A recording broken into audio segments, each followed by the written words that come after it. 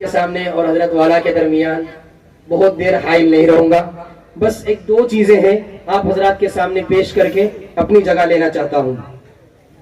अभी आप हजरात के सामने बहुत ही दिलचस्प, इल्मी और इमोशनली ड्रामा पेश करने के लिए मैं दावत सुखन देना चाह रहा हूं मोहम्मद हुज़ैफा और उनके रुफ़क़ा को कि इस ड्रामे का उन्वान है इज्जत का एवार्ड और कुर्सी। मैंने शुरू में कहा था इज्जत का एवार्ड और कुर्सी। इस उन्वान पर ड्रामा पेश करने के लिए, मुकालमा पेश करने के लिए मैं दावत सुखन दे रहा हूं मोहम्मद हुज़ैफा और उनके रुफ़क़ा को इस शेर के साथ। मेरा बचपना मेरी शौखियां वो शरारतें वो कहकहे, मेरा बचपना मेरी शौखियां वो शरारतें वो कहकहे, वही काफिला जो बिछड़ गया उसी काफिले की तलाश है। मोहम्मद हुज़ैफा और उनके रुफ़क़ा आए और अपना दिलचस्प मुकालमा पेश करें। अस्सलामु अलैकुम व रहमतुल्लाहि व बरकातुहू। वालेकुम अस्सलाम व रहमतुल्लाहि व बरकातुहू। खैरियत हाशिम भाई, बहुत जल्दी में नजर आ रहे हैं, कहाँ जा रहे हो? अल्हम्दुलिल्लाह, अल्लाह का करम है। अरे कासिम भाई, क्या आपको मालूम नहीं है कि दारुल उलूम तालीमुल कुरान पाटन बोरी की तरफ से इज्जत का अवार्ड और कुर्सी देने का फैसला किया गया है, लेकिन उसके दावेदार इतने ज्यादा हो गए कि मुकदमा अदालत तक पहुंच गया। आज दारुल उलूम तालीमुल कुरान पाटन बोरी के सालाना जलसे में उसका फैसला है। वही फैसला सुनने के लिए मैं जा रहा हूँ। अगर आप भी फ्री है तो मेरे साथ चलें, देखेंगे कि अदालत इज्जत का अवार्ड और कुर्सी किसको देती है। जी भाई चलो, मैं भी आपके साथ आता हूँ। अब हम हाजिर हो रहे हैं अदालत में। अब देखते हैं कि अदालत में supreme court of Darul Uloom Talimul Quran Patan Bori किस चीज का फैसला किसके हक में करती है। साहिबान, मेहरबान, कदरदान और मुअज़्ज़ज़ मेहमान, जज साहब अदालत में तशरीफ ला रहे हैं।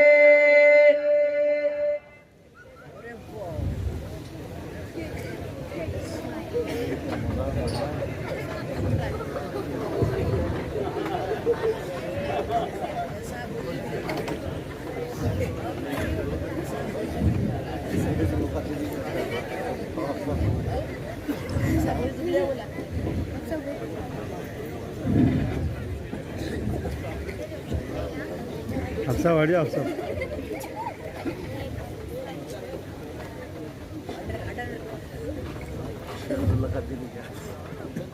ऑर्डर ऑर्डर, अदालत की कार्रवाई शुरू की जाए। केस नंबर 1 हाजिर हो।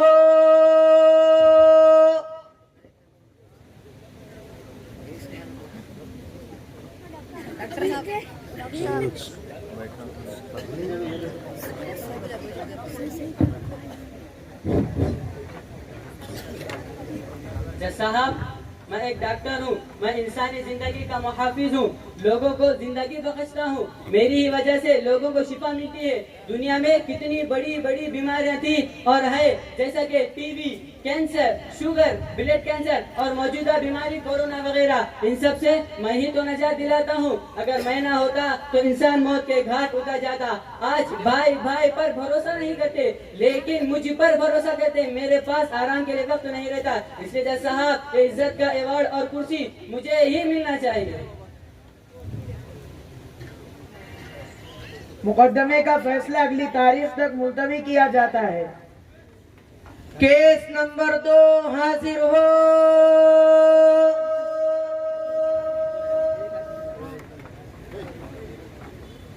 मुअज़्ज़ज़ जज साहब, मैं एक वकील हूँ, बड़े बड़े मुजरिमों के लिए लड़ता हूँ, लोगों को इंसाफ दिलाता हूँ, लोगों के आपसी झगड़ों का फैसला करता हूँ, सच और झूठ का फैसला करता हूँ।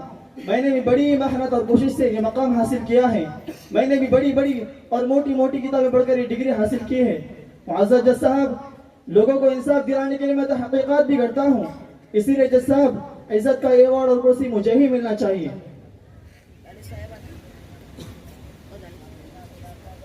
मुकदमे का फैसला अगली तारीख तक मुलतवी किया जाता है।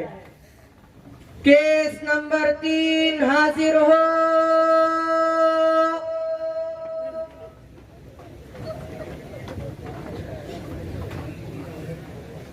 जज साहब, मैं एक इंजीनियर हूँ, पहले जमाने में लोग झोपड़ियों और कच्चे मकानों में रहकर जिंदगी गुजारते थे, लेकिन आज मेरे आने की वजह से इतनी ऊंची ऊंची इमारतें बनाते हैं और मेरे ही बनाए हुए नक्शे से आलीशान महल बनाते हैं। इसलिए जज साहब, ये इज्जत का अवार्ड और कुर्सी मुझे ही मिलना चाहिए।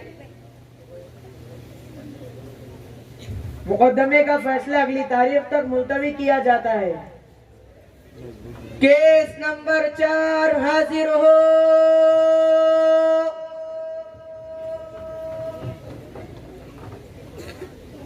मुअज़्ज़ज़ जज साहब, मैं एक साइंसदान हूँ।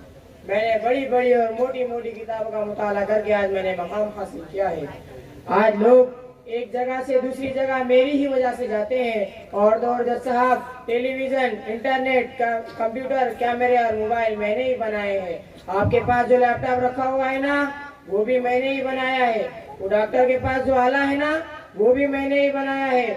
मुल्क को हमलों से बचाने के लिए मिसाइल मैंने ही बनाए हैं। जज साहब, मैं इतने बड़े बड़े कारनामे अंजाम देता हूँ, तो क्यों ना इज्जत का ये अवार्ड और कुर्सी मुझे ही मिलना चाहिए। मुकदमे का फैसला अगली तारीख तक मुलतवी किया जाता है। केस नंबर 5 हाजिर हो।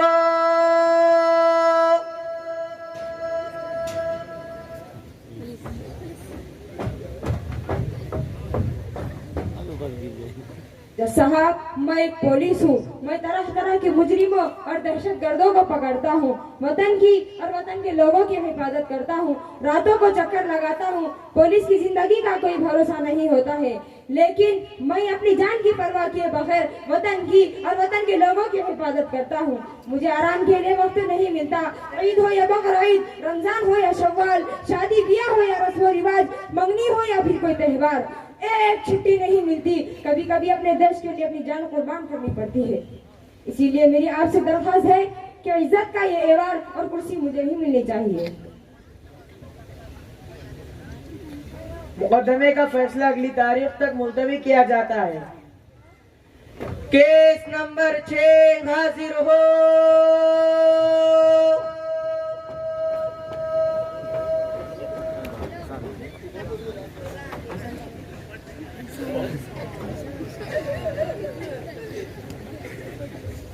जज साहब, मैं एक किसान हूँ।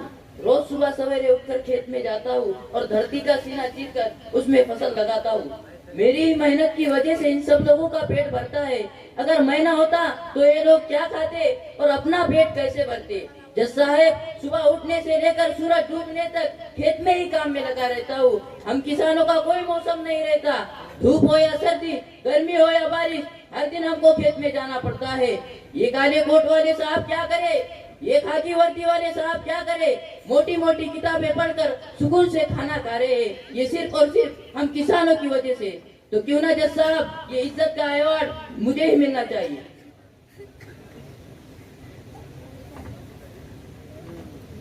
मुकदमे का फैसला अगली तारीख तक मुलतवी किया जाता है।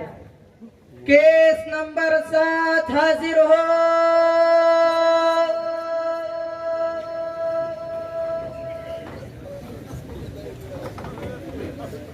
मुअज़्ज़ज़ जज साहब, मैं एक उस्ताद हूँ।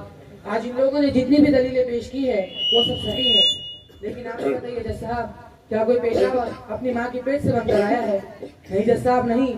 बचपन से लेकर आज तक उनको एक उस्ताद की जरूरत पड़ी है और उस्ताद ही उनको इस मकाम पर पहुंचाता है। अगर उस्ताद ना होता तो उनको तालीम कौन देता, उनको लिखना पढ़ना कौन सिखाता? जज साहब, उस्तादी की बदौलत आप अपने मुस्तकबिल को संवार सकते हैं और एक अच्छे इंसान बन सकते हैं। जज साहब, आज आप जिस ओहदे पर मौजूद हो वो भी एक उस्तादी की बदौलत है। तो आप ही बताइए जज साहब, ये इज्जत का अवार्ड और कुर्सी किसको मिलना चाहिए? ये इज्जत का अवार्ड और कुर्सी सिर्फ और सिर्फ मुझे ही मिलना चाहिए। जज साहब, तमाम सबूतों और दलीलों को मद्देनजर रखते हुए अदालत इस नतीजे पर पहुंचती है कि इज्जत का अवार्ड और कुर्सी उस्ताद ही को मिलनी चाहिए। आप कौन हैं? हम वालिदैन हैं। आपको जो कुछ भी कहना है कटघरे में आकर कहिए।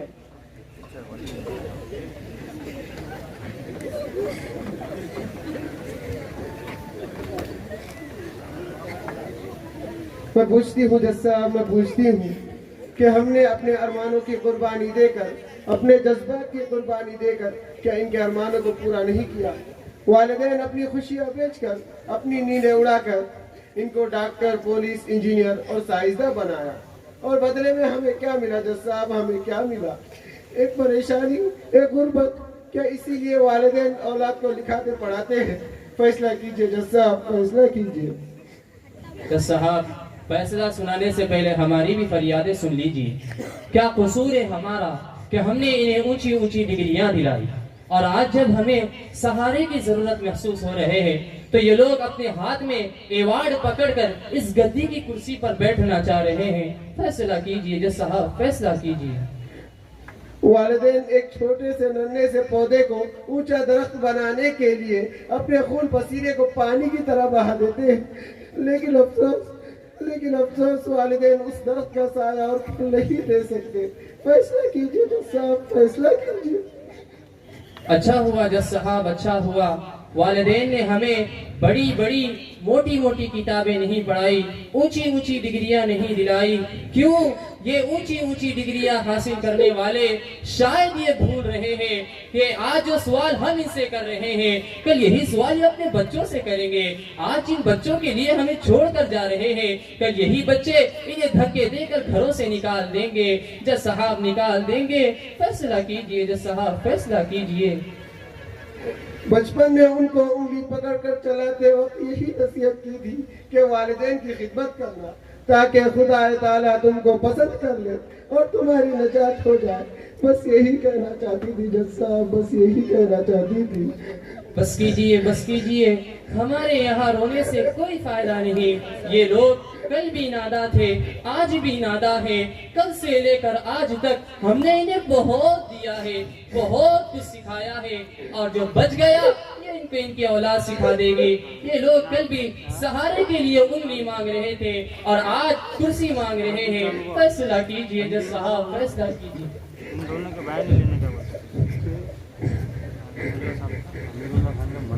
वालिदैन की दलीलें सुनने के बाद अदालत इस नतीजे पर पहुंचती है कि इज्जत का एवाज और कुर्सी के हकदार सिर्फ और सिर्फ वालिदैन ही है।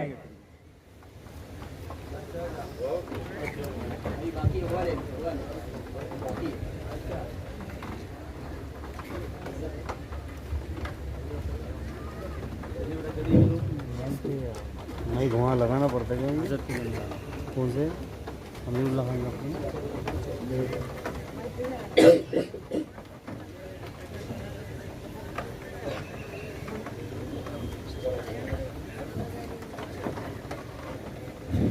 दोस्तों, मैं एक पुलिस हूँ, मैं बड़े बड़े मुजरिमों को पकड़ता हूँ, लेकिन अगर मैंने अपने वालिदैन का ख्याल नहीं रखा तो मेरे पुलिस होने का कोई फायदा नहीं है। देखा आप लोगों ने कि आला तालीम हासिल करके बड़े बड़े ओहदों पर फाइज तो हो जाते हैं और अपने आप को एक आला इंसान समझते हैं, लेकिन सही माना में आला इंसान वो है जो अपने वालिदैन का ख्याल रखे और उनकी खिदमत को अपने लिए इज्जत और नजात का जरिया समझे।